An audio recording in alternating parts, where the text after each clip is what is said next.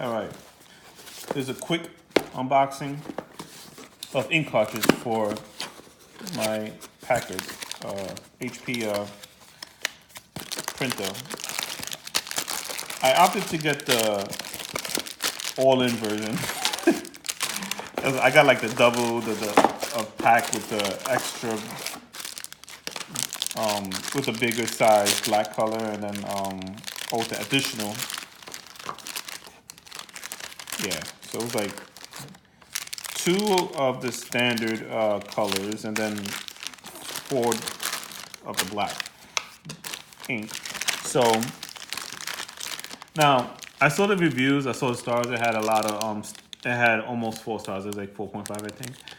But I've gotten I think this was like $20 maybe, and it came with extra ink.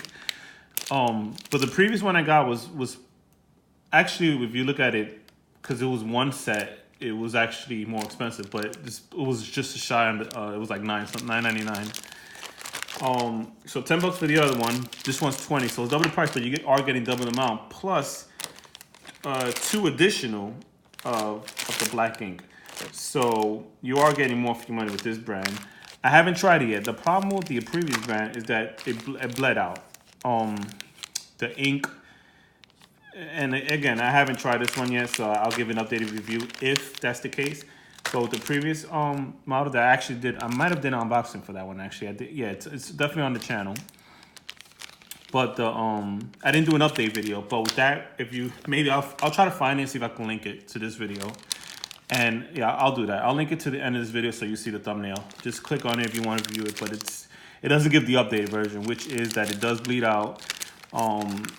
It's how can I say, I feel like it's not what's the word? Is maybe that it's going quick. I don't know. Either way, all this is definitely better than buying paying 40 something, 30 something, and you get one set of the HP one. This will definitely last longer. So I recommend this so far.